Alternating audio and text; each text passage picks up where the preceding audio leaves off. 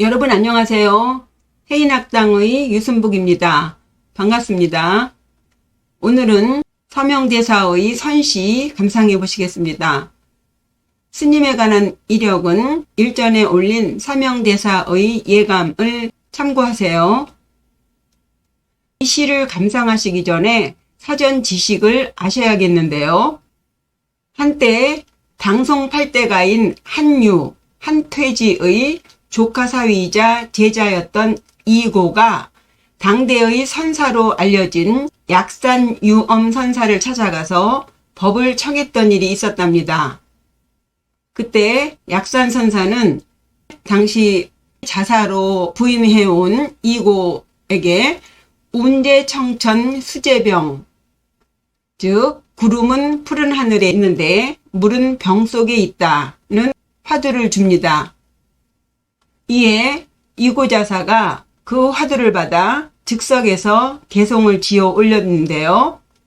잠깐 읽어보면 수행하신 풍채는 학과 같으시고 천그루 소나무 아래 경전이 두 상자 도를 물으니 딴 말씀 없으시고 구름은 푸른 하늘에 있는데 물은 병 속에 있다 하시네.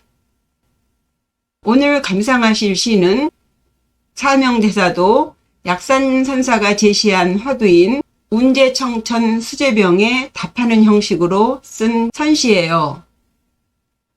이 시는 청원 유신선사에 이어서 성철스님이 제창한 산은 산이요 물은 물이다 라는 공안과 같은 의미로 회자되는데요.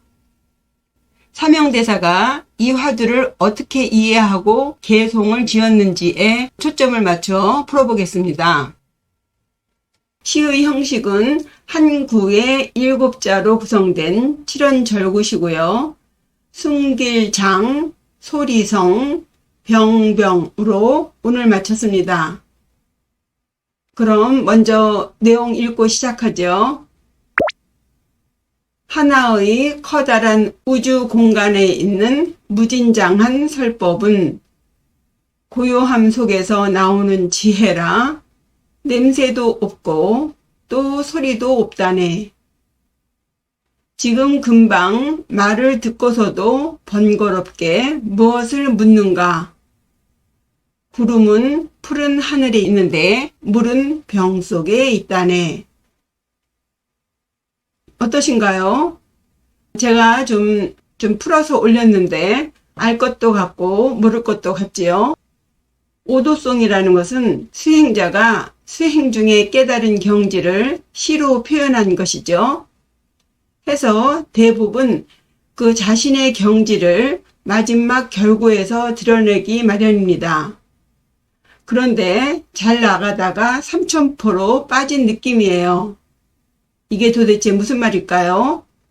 감히 사명대사의 오도송에 태클을 걸다니요. 듣기에 사명당은 건해지까지 이르신 분이라고 합니다. 건해지라는 것은 말을 건 지혜, 경지지 자로서 아직 지혜의 반열에 젖어들지는 않았다는 단계입니다. 그렇다고 이 경지가 결코 낮은 단계는 아니에요. 완전히 깨달은 존자들, 즉 부처를 기준으로 말하는 거라 그렇습니다. 우리가 아는 성철스님도 이 단계라고 하지요. 이 단계 위가 성문사과로 수다한, 사다함, 아나한, 아라한으로 이어지고 또 그 위로 52단계의 보살 단계가 층층시야로 있습니다. 우리 속인들로 봐서는 감히 쳐다보기도 어려운 그런 단계죠. 그래서 나온 것이 돈오입니다. 갑자기 깨달아서 바로 올라갈 수 있다죠. 어떻게 해야 갑자기 깨닫게 될까요? 점수, 점점점 닦을 수. 차근차근 닦아서 어느 시절이 돌아오면 그냥 한 방에 올라간다는 거예요. 어쨌든 이 건해지도 우리 중생들에게는 언감생심이죠. 하지만 꼭 그렇게 어려운 것만은 아니었던 시대가 있었다고 합니다. 옛날 조선 말기만 해도 이름이 안 나서 그렇지 건해지 정도는 마을에 한 분씩은 있었다고 하더군요. 그럼 건해지의 경지가 어떤 경지인지 스님의 시 읽어보시면서 함께 생각해 보죠. 첫 번째 기구입니다. 일태 공간 무진장. 하나의 커다란 우주 공간에 있는 무진장한 설법은 일태, 하나 둘이 아닌 하나입니다. 클태, 태국의 태를 연상하시면 좀 이미지를 느낄 수 있을 거예요. 태극이라는 말은 천지가 아직 나눠지기 전의 세상, 만물의 원시 상태죠. 우주 자연의 본래의 상태를 말합니다. 공간, 비어있을 공, 사이간, 일태 공간 하면은 하나의 커다란 공간, 우주 자연을 말합니다. 무진장, 옵슬무, 다할진, 창고장. 무궁무진, 그러죠? 끝이 없는 장, 창고. 이 하나의 커다란 공간은 무한하게 큰 창고이다 예요. 우리가 살고 있는 이 커다란 우주 자연이 무한한 창고라는 표현인데요. 이 무진장에 관한 의미와 철학적으로 상징하는 의미를 아셔야겠습니다. 소동파는 그의 전 적벽부에서 무진장이라는 것은 조물주가 만든 자연물로서 달이나 강 등 천지간에 있는 자연물들이라고 했습니다.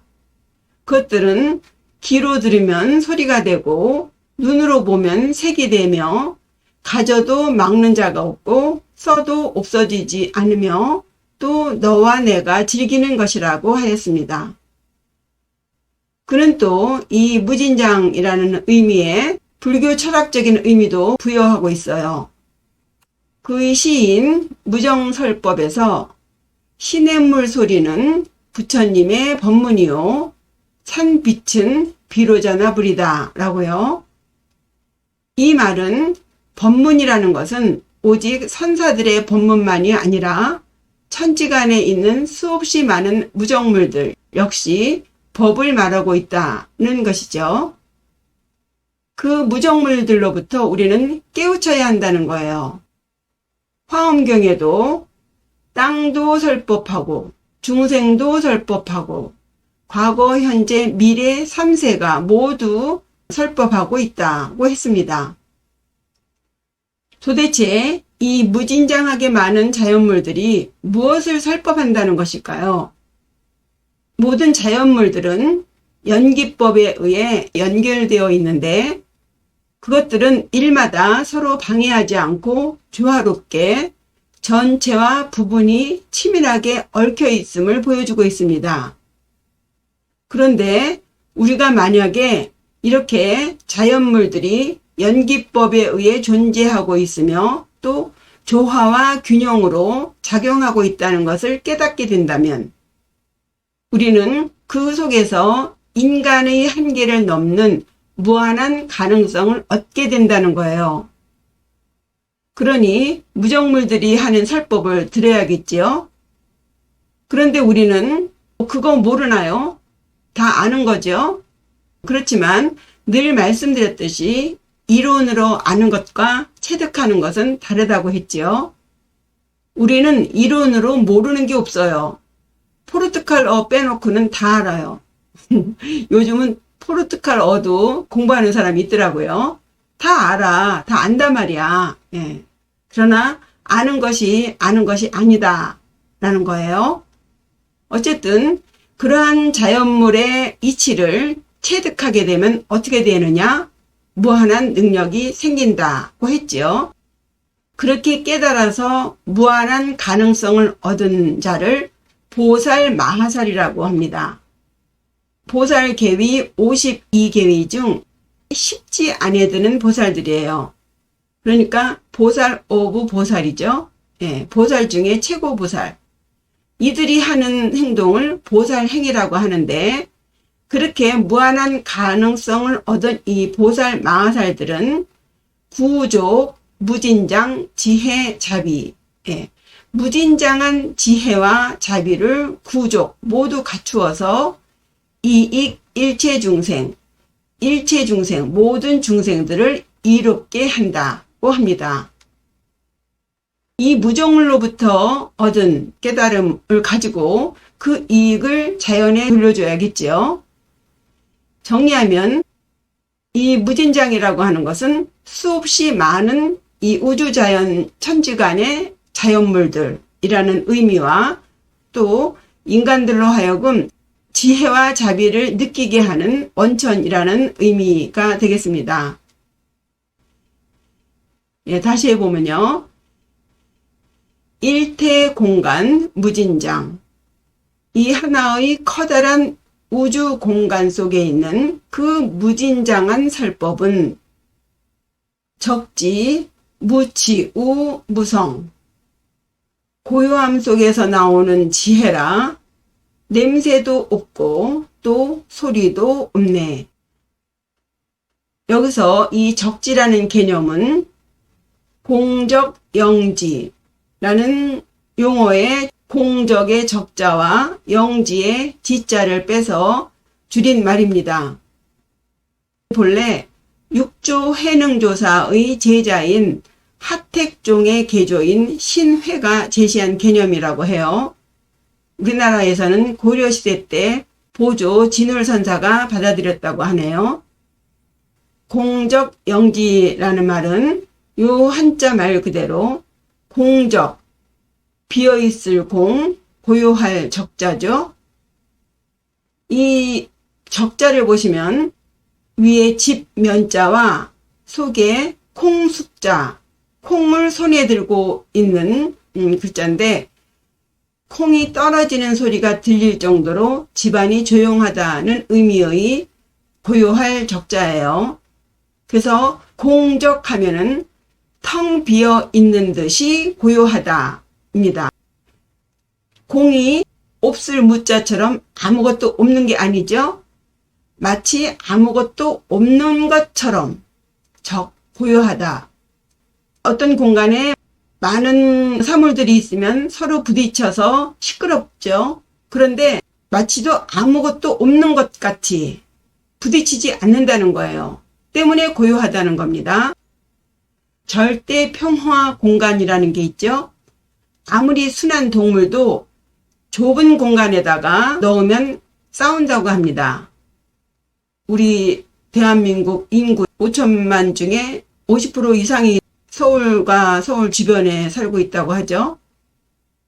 정말 순한 백성들이기 때문에 이 정도로 사는 것이지 평화를 유지하기에 어려운 상태죠. 공적, 마치도 텅 비어 있는 것처럼 서로 부딪히지 않기 때문에 그래서 고요한, 그런 고요한 상태에서 나오는 영지, 신령스러울 영, 지식 지자인데 지자는요 화살 시자에 관역의 모양을 나타낸 입구자의 합자로서 화살로 정확하게 관역을 맞추듯이 안다는 의미의 지자예요. 옛날에는 지혜나 지식을 이 지자로 다 공용해서 썼는데 지금은 지식과 지혜를 분리해서 쓰지요. 그래서 여기서의 지자는 지식이라기보다도 지혜의 의미로 사용되었습니다. 그래서 다시 해보면요. 마치도 텅 비어있는 것 같이 고요해서 그러한 고요함 속에서 나오는 신령스러운 지혜입니다. 그러니까 일체의 시비 분별이 없는 정멸의 상태에서만이 나오는 신령스러운 지혜 해서 적지입니다. 여기서 잠깐 오해의 소지가 있을 것 같아서요. 우리는 동양사상, 불교 철학을 공부할 때 끊임없이 시시비비를 가리지 말아라 라고 하는데요. 시비심을 버리라면서 왜 시시비비를 가려야 할까요? 지식이라는 것은요, 시시비비를 가리는 거예요. 시시비비를 가리지 않고서는 무위심에 이르지 못합니다. 유위를 거쳐야, 뭔가 하는 것이 있어야 하지 않아도 되는 무위의 단계로 가는 것이에요. 지혜라는 것은 지식의 끝이라고 했습니다. 강을 건너기 위해서 우리는 배를 타야 합니다. 그렇죠?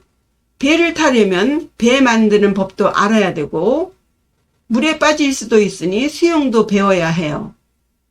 그 과정 중에 정확하게 치밀하게 시시비비를 가려야 합니다. 그러나 만약에 이미 강을 건넜다면 배는 버리고 가야지요. 배를 지고 갈 수는 없지 않습니까? 이제 더 이상의 시시비비를 가릴 필요가 없게 된 거예요. 그런 상태에서의 무분별지를 말하는 것입니다. 여기서 공적 영지의 그 신묘한 지혜는요, 그런 상태에서의 무분별지예요. 우리는 심하게 따지는 사람들을 좀 좋지 않게 바라보는 경우가 있는데, 그렇게 심하게 따진 상태를 벗어나는 단계가 될 때에 그 따짐을 버리는 것이죠. 강을 건너지도 않았는데 배를 버리라고 계속 말을 한다는 것은 어불성설입니다. 시비심을 버려야 되는 사람들은요, 공부가 된 사람들 이야기예요. 확실하게 지혜의 눈이 생길 때까지는 우리는 두 눈을 부릅뜨고 분석하고 따져야 됩니다. 그러나 그 상태가 넘어가면 놓아야죠. 어쨌든 여기서 말하는 적지는 이미 강을 건넌 사람들의 지혜예요. 이제 더 이상 분별심이 없는 경지에 이르는 일체의 감각을 떠난 초탈한 지혜 안을 가진 존재들입니다. 때문에 이 적지라는 것은요, 무치, 없을무, 냄새치, 냄새도 없고 불순물이 없는 아주 순수한 상태를 말하죠. 우, 또 우, 무성, 없을무, 소리성, 소리도 없다. 시시비비를 가리지 않으니 시끄럽지 않고 소란스럽지 않은 내면의 평안한 고요한 상태를 말하는 것이죠. 도라는 것은 감각으로 인식할 수 없는 것이잖아요. 눈에 보이지도 않고 귀로 들리지도 않으며 또 코로 맡을 수도 없는 궁극적인 실체이기 때문에 안, 입이 설신의, 즉 눈, 귀, 코, 혀, 몸, 의식 등등의 일체의 감각적인 경험을 초월해서 깨닫는 진리, 즉 그것을 적지라고 합니다. 그래서 적지라는 것은 고요함에서 오는 그 지혜라는 것은 무치, 아주 순수하고 우, 또 무성, 아주 고요하다. 정리해보죠. 일태 공간 무진장, 커다란 우주 공간에 있는 무진장한 설법은 적지 무치 우 무성, 고요함 속에서 오는 지혜라. 냄새도 없고 또 소리도 없다. 일체의 감각을 떠난 초월적인 지혜다. 세 번째, 전구, 반전입니다. 그럼에도 불구하고 지금, 청설, 하번문, 지금 금방 말하는 것을 듣고도 무엇을 번거롭게 묻는가? 지금, 오직지, 지금금, 오직 지금, 그러니까 지금 바로 들을 정, 말씀설, 말하는 것을 듣고서, 지금 여태 얘기했지요. 이 적지라는 것은 냄새를 맡거나 들을 수 있는 것이 아니다. 초월적인 지혜이다. 라고 말을 듣고서는 하번문, 무엇 하, 번거로울 번, 물을 문, 무엇을 번거롭게 묻느냐. 이 구절은요, 마치 대화체를 연상시키죠. 한때 스님은 산에 은거하는 침묵 묵자를 쓰는 스님을 만나서 이야기를 나눈 적이 있었나 봅니다. 서명대사는 그때의 상황을 시로 읊은 것이 있는데요. 참선불용 다언어. 참선이라는 것은 많은 말이 필요가 없다. 지제 심상 묵자간. 오직 평소처럼 스스로를 돌아볼 뿐이다. 에요. 서부진언 언부진의 라고 했지요. 글이라는 것은 아무리 잘 써도 말한 것을 다 쓸 수가 없고, 또 말도 아무리 잘해도 그 뜻을 다 전할 수가 없듯이, 여기 기구와 승구에서 말하는 것은 선법을 말하는 거예요. 선법은 이 교법으로 다 전할 수 없는 것을 보완할 수 있는 법이죠. 지금 서명대사는 이 법이라는 것은 이러쿵저러쿵 말할 수 있는 것이 아니다. 책 백날 들여다봐도 소용없어. 다만 이 무진장한 세상을 보면서 적지를 스스로 깨달아야 한다고 말하는 거예요. 때문에 굳이 뭐 말장난 같은 소리 그만하고 너의 자성을 봐라. 뭐 자꾸 물어보느냐. 너 스스로를 돌아봐라. 너의 자성을 들여다봐라 라고 말하는 것이죠. 예, 마지막 결구입니다. 운제, 청천, 수제병. 구름은 푸른 하늘에 있는데 물은 병 속에 있네. 운제, 청천. 구름은 있을제, 푸를청, 하늘천. 구름은 푸른 하늘에 있다. 수제병. 물수 있을제, 병병. 물은 병 속에 있다. 뭐 그렇게 묻는 게 맞냐고 하더니 스님은 대답을 해주지요. 구름은 푸른 하늘에 있는데 물은 병 속에 있다. 선문답 같은 답이죠. 구름이라는 것은 바람에 따라 모였다 흩어지면서 끊임없이 형태를 바꾸며 하늘을 떠다니죠. 세상의 모든 것은 이렇듯이 인연에 따라 변하는 무상한 것이야. 그러니 너의 모든 감각을 쉬게 하고 욕심을 내려놓고 그저 보이는 대로 여유하게 봐라 라고 한 거예요. 그렇다면 우리가 아는 문구 중에 산은 산이고 물은 물이다 라는 말을 하고 싶어 하는 것 같습니다. 모든 시비분별을 멈추고 그저 이 자연물이 보여주는 대로, 다만 욕심 없이예요. 우리는 이 욕심 때문에 사물이 보여주는 대로 보지 않습니다. 자기 아상에 잡혀서 보는 거예요.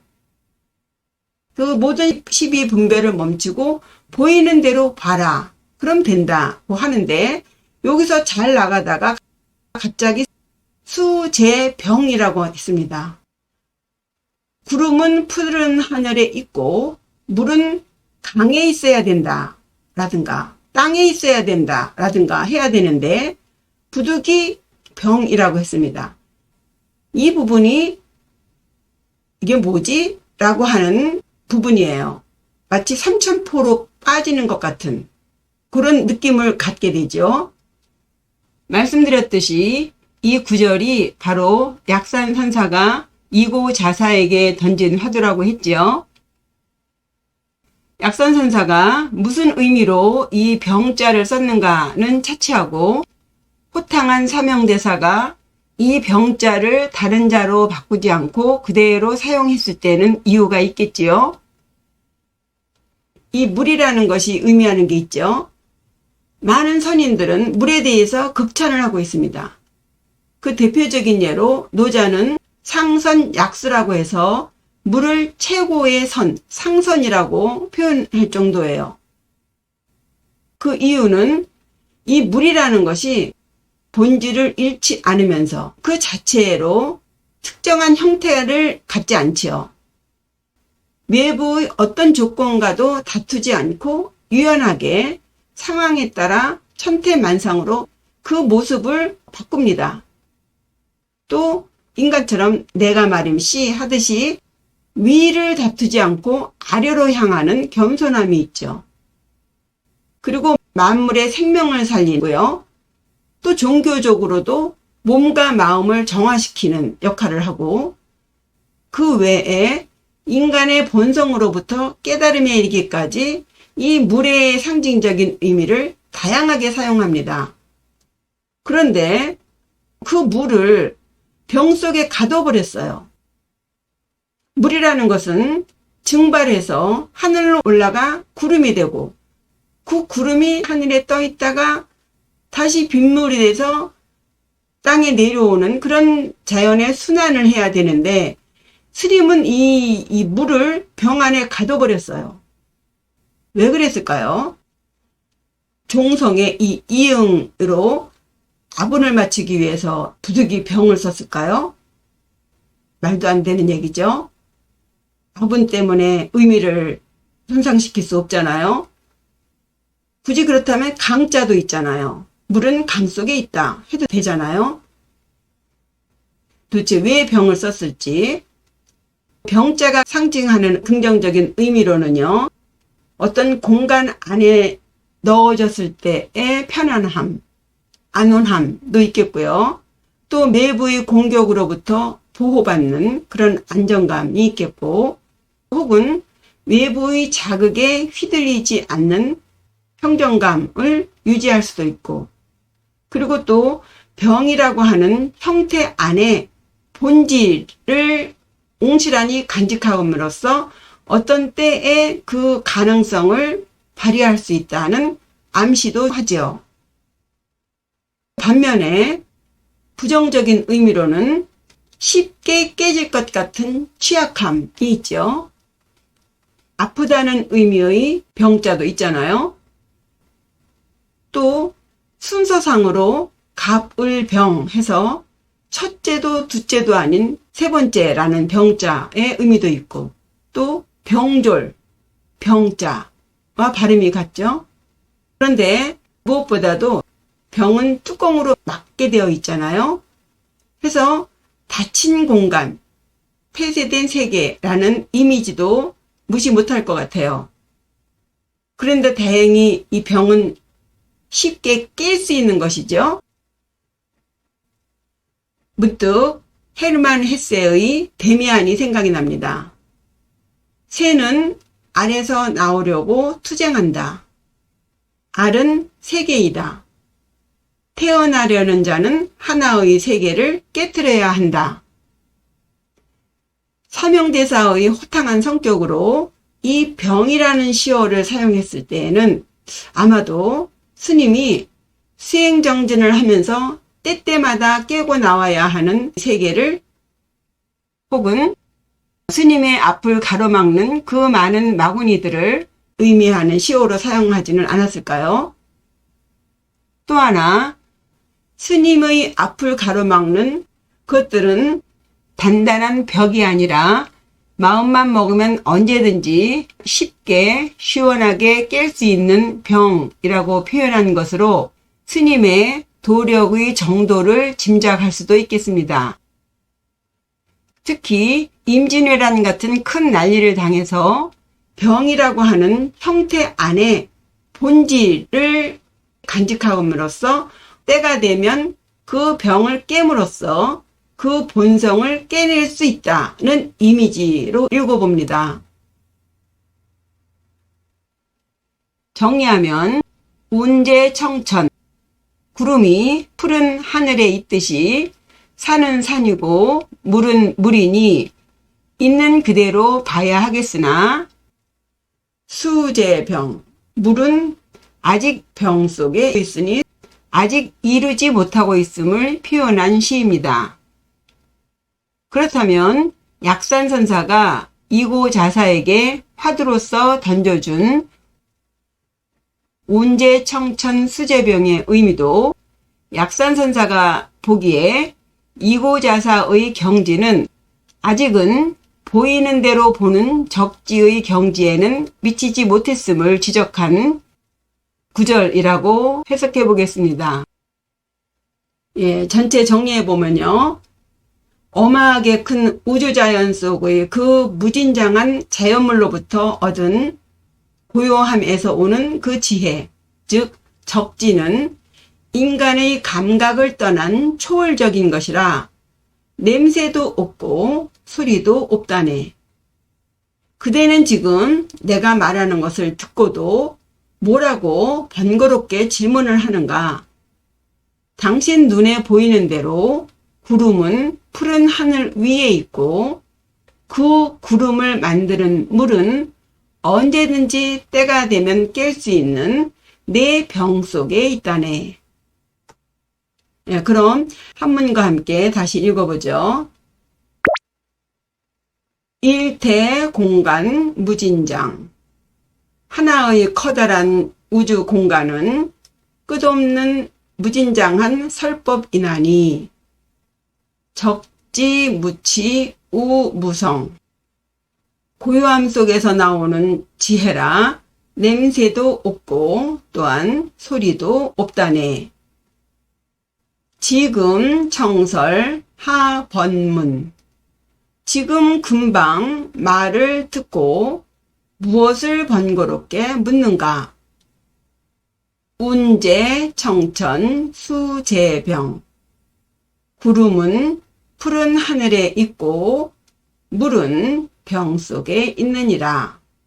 내가 언제가 됐든 때가 되면 그 병을 깨고 내 본성을 찾으리라 하는 스님의 강력한 의지를 읽을 수 있겠습니다. 제 해석을 바탕으로 더 멋지게 감상해 보세요. 모쪼록 이러한 선시를 통해 많은 분들이 공부에 박차를 가하시길 기원합니다. 또 좋은 시로 찾아뵙겠습니다. 구독과 좋아요, 댓글 잊지 마시고요. 시청해 주셔서 감사합니다. 안녕히 계세요.